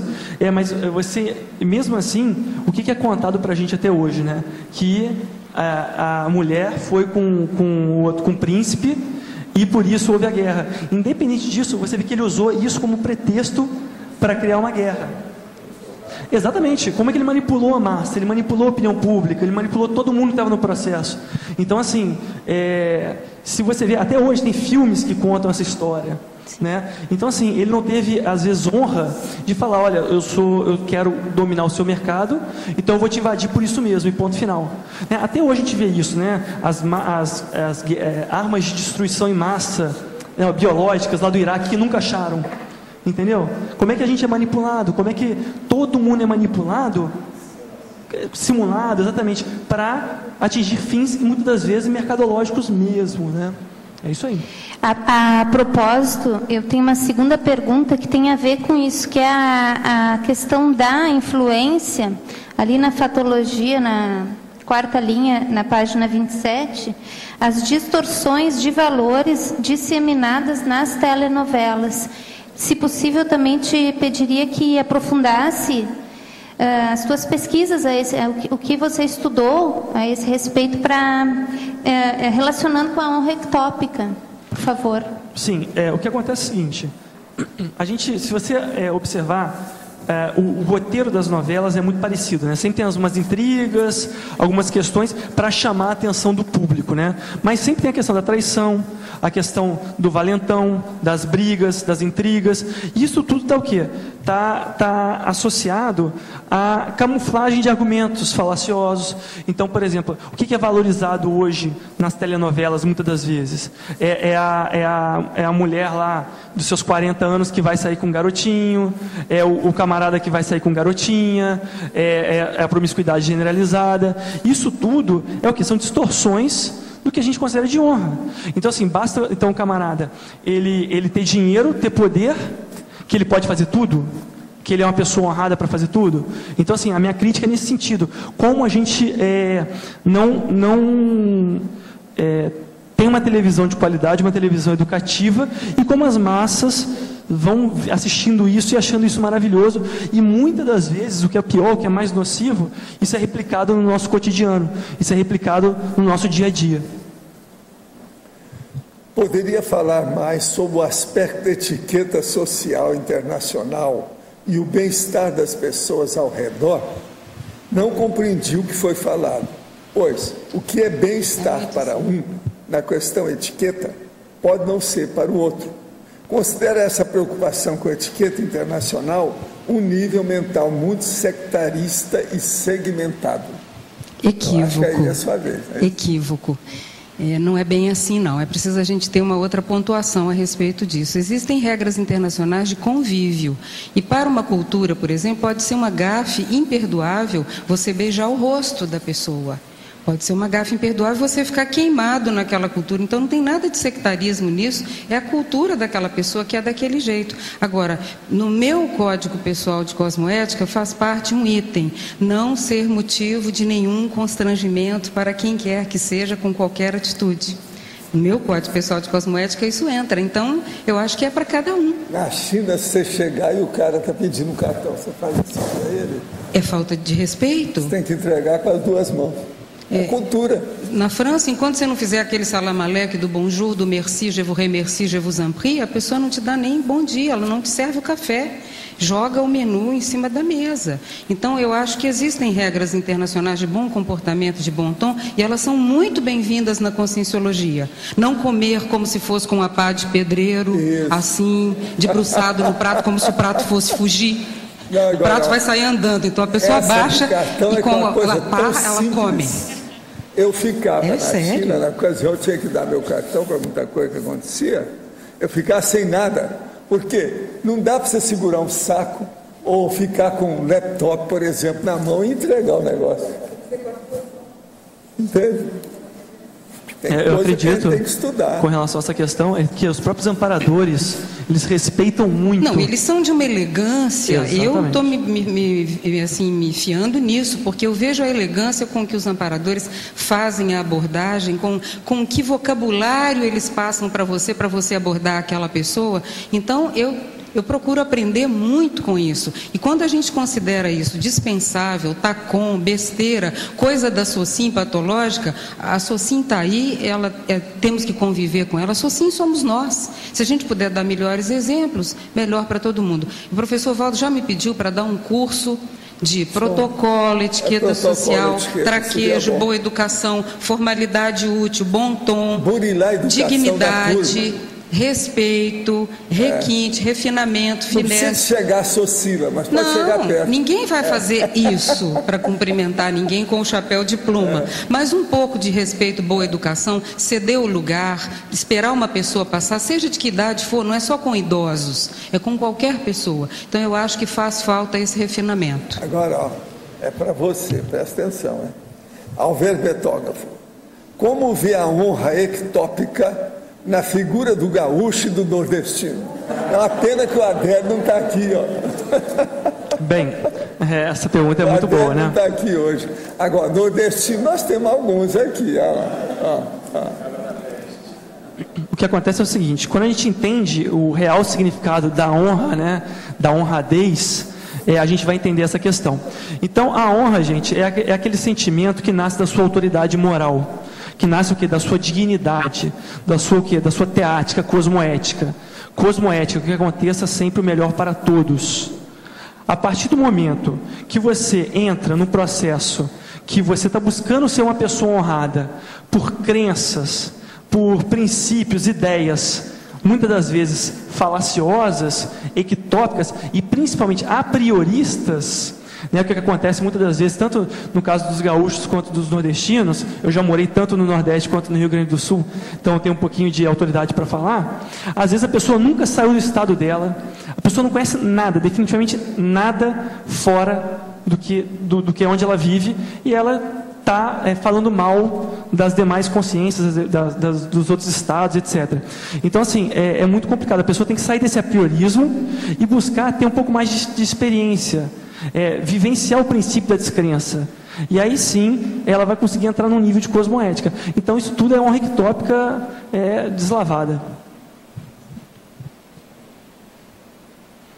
Letra B, aqui em cima.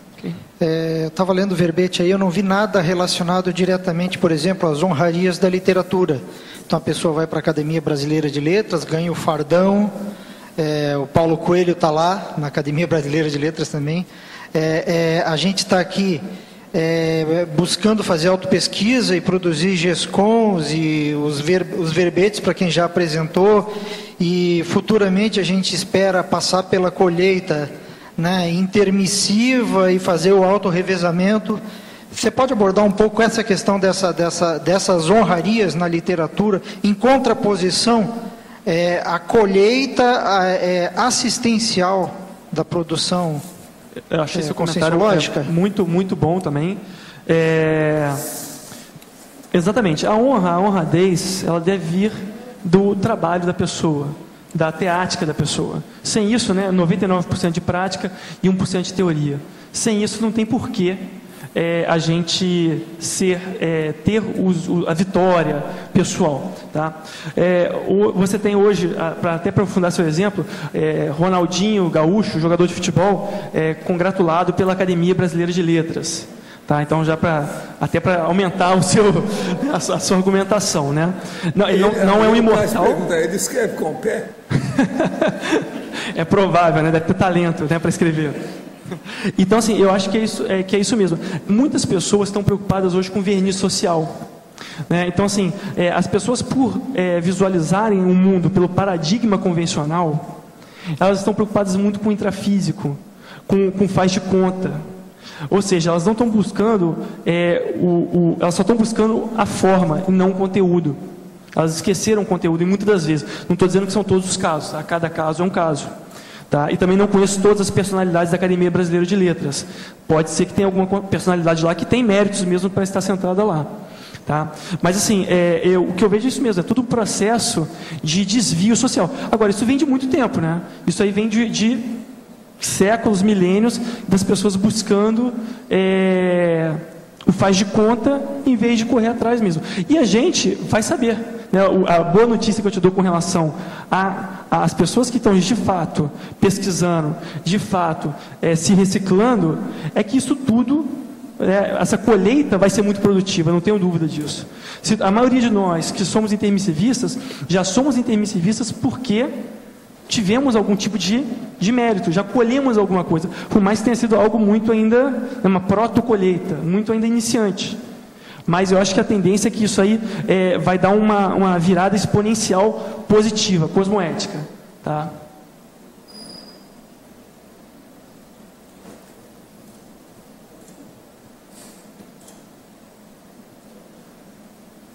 Só tem pessoa honrada na plateia aí.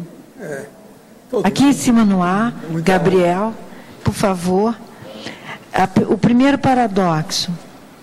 Você pode falar dele? Oi. Os crimes de paradoxologia, página 28. Ok, paradoxologia. Ela é da nave capitã, hein? Cuidado. Ela que dirige a esquadrilha aqui.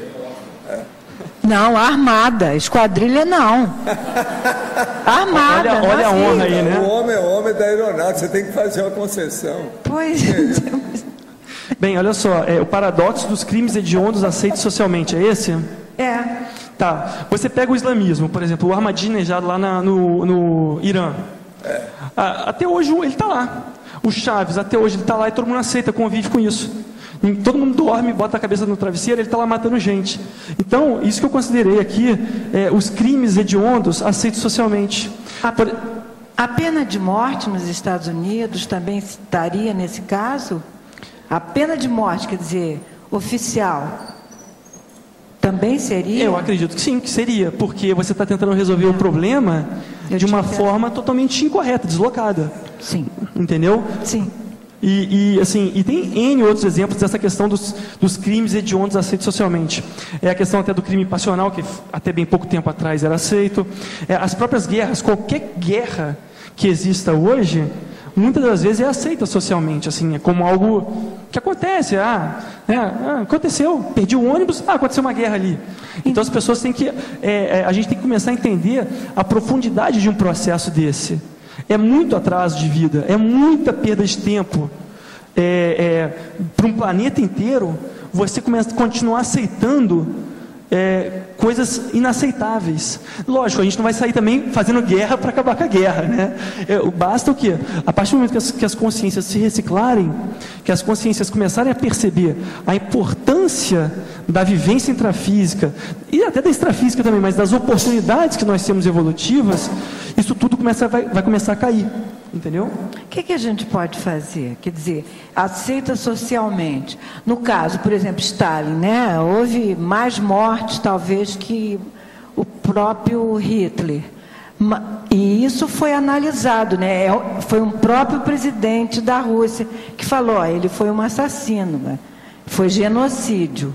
Quer dizer, alguém está fazendo, né? Isso, você está, apesar de qualquer coisa, sem medo de sofrer, denunciar, quer dizer, você está passo a passo, cada momento, fazendo esse papel político. O que eu vejo aí de denunciar. A questão do, que você falou mesmo, a questão do rabo preso, né? Então, assim, é um negocinho. Está todo mundo com um pseudo-ganho ali, ou um ganho secundário no processo. Então, ninguém quer ceder a mão do seu cadinho. Né?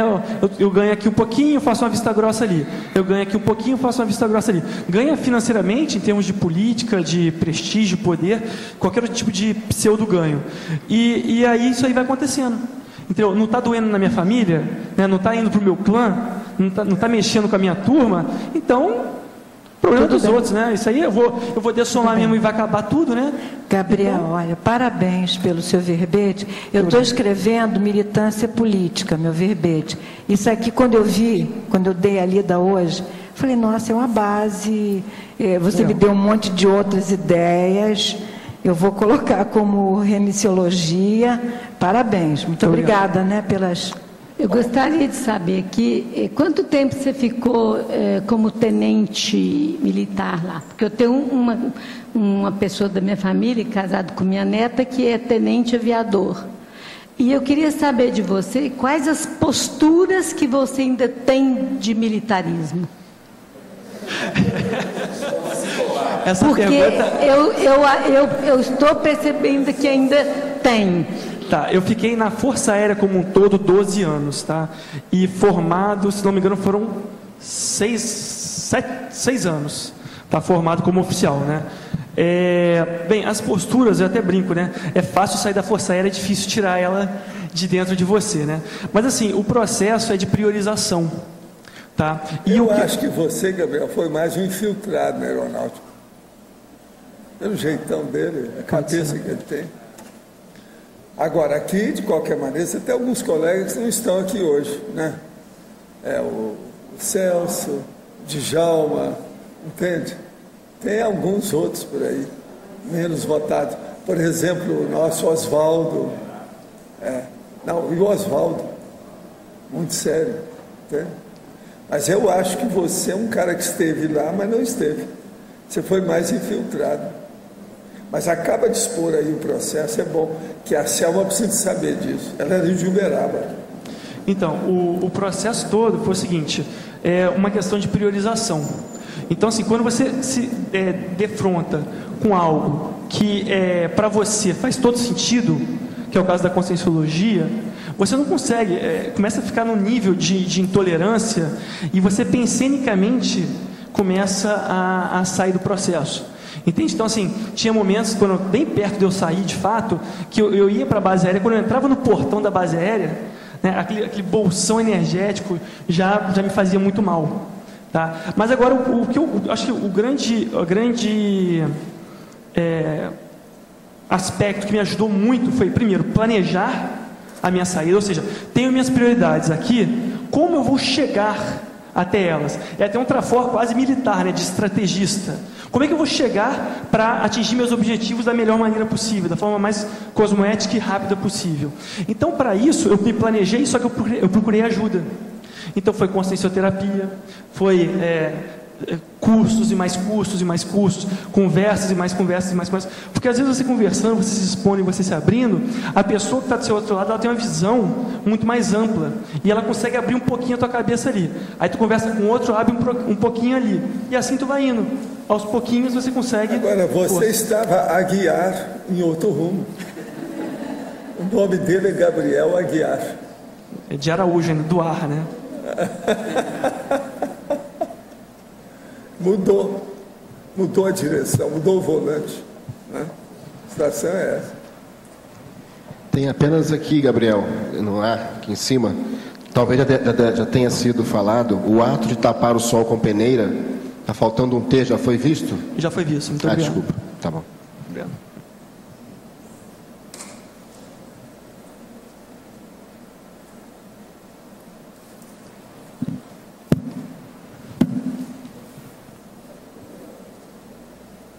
Você quer o microfone?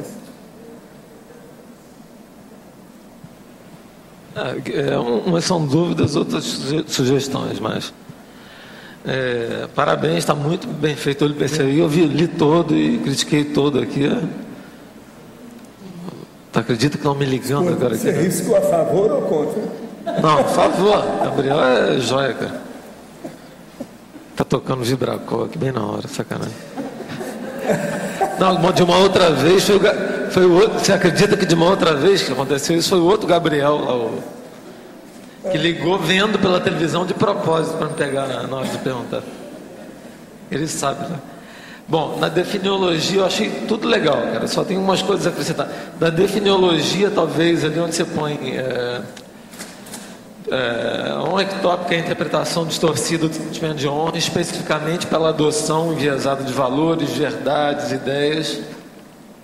Tá legal, mas eu acho que poderia pôr ali, em vez de verdades, verdades absolutas ou dogmas pessoais, ou então falar de crença mesmo, porque o pessoal psicologicamente usa muito o negócio de crença, como crença pessoal, né? Outra coisa, eu acho que poderia, na antonimologia, pôr alguma coisa que fugisse um pouco da coisa da honra, mas fosse para o lado do amor próprio, da autoestima, alguma coisa assim. Tá? Isso onde? Na antonimologia. Ok. Estou falando uma opinião bem pessoal minha, tá? Na fatologia, eu acho que poderia ter algum item mais diretamente relacionado a corporativismo, se bem que eu vi alguma coisa parecida aqui numa outra sessão. 4. Quando você fala de remodelagem ideológica na fatologia, você está falando como fator positivo nesse caso? Não, negativo. Remodelagem ideológica é lavagem cerebral. Tá. Lavagem cerebral no sentido de desfazer o que o cara tem. Exatamente. Lavagem cerebral. É lavagem cerebral. Isso é sinônimo. Exatamente. Tá, porque na verdade o sujeito pode sair de uma condição dessa de tradicionalismo e tal para uma reciclagem positiva também, né? De ideologia, né? Tá. Agora na fatologia também, quando você fala da mega mentiras aceitas e o verniz social, eu achei ótimo isso. Acho até que você podia pôr um complemento mais forte aí, se você achar, né?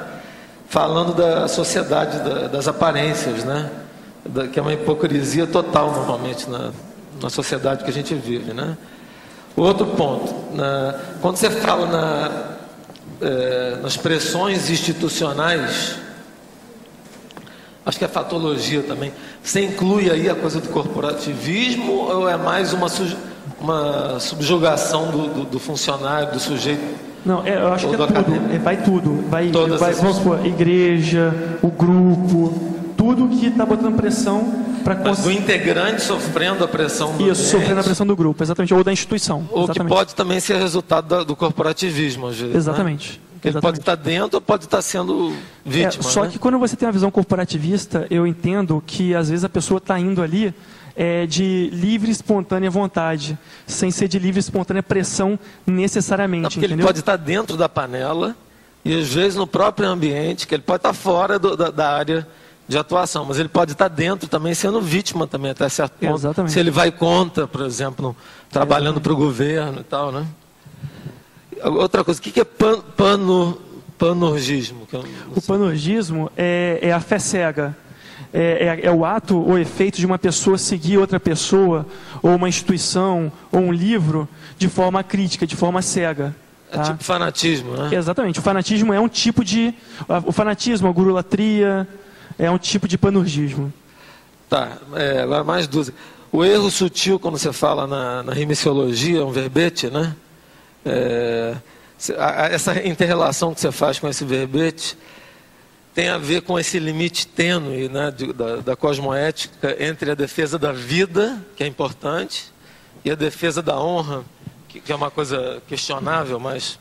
Na verdade, quando eu botei aqui o erro sutil, é que muitas vezes as pessoas acham que estão tendo atitudes honradas, só que na verdade são atitudes bem ectópicas, anticosmoéticas. Só que isso não é percebido, porque isso socialmente é aceito. Entende? Sim, mas esses nos casos crassos, né? Mas naquele caso da legítima defesa, que pode haver ali um negócio que o cara pode passar da conta quando não há um risco real de morte. Sem dúvida. Né? Então é uma sutileza danada nisso, né? Agora, o aulicismo, o que é aulicismo? É academicismo ou não? O que é aulicismo? Não, o aulicismo é parecido com o panorgismo. Tá? Ele é parecido com o panorgismo. É mais ou menos o mesmo processo da pessoa ser acrítica e aceitar tudo de forma... a crítica mesmo, aceitação né? cega, né? Vai aceitando de forma dogmática. E a última coisa aqui, quando você fala na ciclologia, o ciclo, medo, desespero, defesa, você considera isso negativo aqui? Que é aquela coisa da sutileza, de novo. Olha, no caso, eu considero negativo. Ou pode ser em defesa da vida, realmente, a atuação da... Então, eu considero negativo. Tá? Porque assim, eu coloquei como um ciclo que a pessoa ela tem medo de alguma coisa, ela é confrontada com aquilo, ela, às vezes entra em desespero, entra numa atitude de defesa, e aí ela, cada vez mais ela vai entrando nesse processo, e fica com mais medo. E assim vai indo numa espiral que ela não consegue resolver o problema. Todo medo... no geral, eu estou dizendo assim, aquele medo que a pessoa não tem coragem de se autoconfrontar. Você está dizendo quando é exacerba. Exatamente. E ela não tem coragem de bater, não é bater de frente, mas de resolver a questão. Então, vamos supor, é aquela pessoa que às vezes ela não consegue se enfrentar e ela sempre está evitando tudo e cada vez ela está mais na defensiva para ela defender a posição dela, e aquilo ali vai girando um ciclo muito patológico, entende? Que às vezes só uma grande crise, uma intervenção muito efetiva de um amparador que vai conseguir quebrar esse ciclo. E aí entra o processo de remissão. Então, o sentido aí é mais de retração, quer dizer, essa negatividade pela não ação ou retração, do que pelo ataque desmedido. Exatamente, é mais pelo fato da pessoa começar a ficar cada vez mais dentro dela, e isso aí vai gerando um ciclo que ela cada vez está mais isolada. Tá bom, valeu. Gabriel, obrigado pelas sugestões aí, fantástico. Gabriel, ele fala... Você tem muita coisa ainda pela frente, olha bem, vamos em frente, tá? Muito bom. Os nossos comerciais, por favor. Obrigada. As pontuações da tertúlia de hoje foram 65 assinaturas no livro de presença, 19 perguntas presenciais, 31 perguntas respondidas online, 29 votos presenciais, 16 votos online. Hoje temos 3 recados. Loche, balanço assistencial, Viviane, prática da tridotação, Rosa, programa verbetografia. Pessoal, boa tarde. Gostaria aqui então de convidá-los para o curso Balanço Existencial, que ocorrerá no próximo mês, entre os dias 18 e 21, que é o período do Carnaval, sábado até terça-feira de Carnaval. A proposta do curso é ajudar a pessoa a fazer um inventário da sua vida, levantando seus erros, acertos, conquistas, realizações, desde o nascimento até os dias de hoje. E a partir daí, estabelecer um plano de ação, metas, estratégias, para que ela possa melhorar os resultados da sua programação existencial. A pessoa vai ser orientada com uma série de técnicas e tem uma apostila que ela vai preenchendo ao longo dos dias. Então, ao final, ela sai com um documento, com um dossiê, com o seu balanço e o seu planejamento. Nós vamos contar também com uma série de atividades dentro desse curso. Na prática, são vários cursos dentro de um único curso. Só para vocês terem uma ideia, nós vamos ter, por exemplo, o campo Proéxico, que 2 EPICONs, a professora Marina Tomás e a professora Adriana Lopes, vão trabalhar um campo onde o objetivo é a pessoa acessar informações do seu curso intermissivo. Nós vamos ter também conferências, por exemplo, Madrasta e Acertos Grupocármicos, com a professora Nina Rosa, Perfil Assistencial Grupocármico, com a professora Adriana Chalita, o tema Adoção, com a professora Laisa Pamela. Nós vamos ter também a oficina de Consciencioterapia e Proexis, que vai ser com o professor Marco Antônio e o professor Hernande Leite. E o grande destaque desse curso vai ser o quadro, o talk show, com o professor Lísias Pires, que irá abordar o conceito de personalidade consecutiva dentro do Grupo Karma, que no caso é a família do professor Valdo, que também estará presente. Então é um momento imperdível como estudo de caso desse conceito, desse tema, personalidade consecutiva, que é um dos temas mais avançados hoje da Conscienciologia. Então, contamos com a participação de vocês no mês que vem, 18 a 21 de fevereiro, então, aqui na Cognópolis, Foz do Iguaçu, no Discernimento. Para mais informações, diretamente na secretaria do CAEC ou pelo site da Apex, www.apexinternacional.org. Inclusive, pode ser feita inscrição via o site da Apex. Muito obrigado. Boa tarde a todos.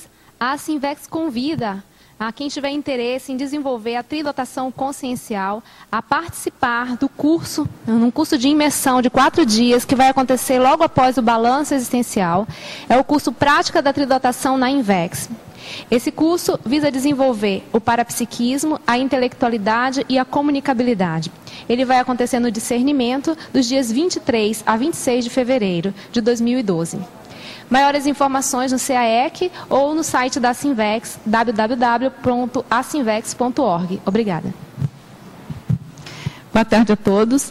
É o convite da pré-IC da verbetografia junto com o CAEC para vocês fazerem o programa Verbetografia, agora o próximo. Ele é no sistema semipresencial. Então tem uma parte que vocês já podem assistir, independente da inscrição, que são 3 aulas virtuais que já estão disponíveis no site da Tertúlia, na página do Verbetógrafo. E a parte presencial, que é a segunda parte, são 4 dias de imersão aqui no CAEC, e vai ser do dia 23 a 26 de fevereiro, logo após o balanço existencial. É importante a primeira aula virtual, porque nela a gente indica assim, algumas técnicas de como encontrar sugestões para fazer o título do verbete. E é importantíssimo que vocês cheguem na parte presencial já com esse título pensado e aprovado. Então, lá a gente tem todo o mecanismo, explica, né, qual é todo o mecanismo, processo para vocês fazerem isso. E a gente, então, espera todos vocês. Obrigada. O verbete eleito para amanhã é Lastro Subhumano, especialidade Evoluciologia. Autor, professor Roberto Kunz. Obrigada e boa tarde a todos.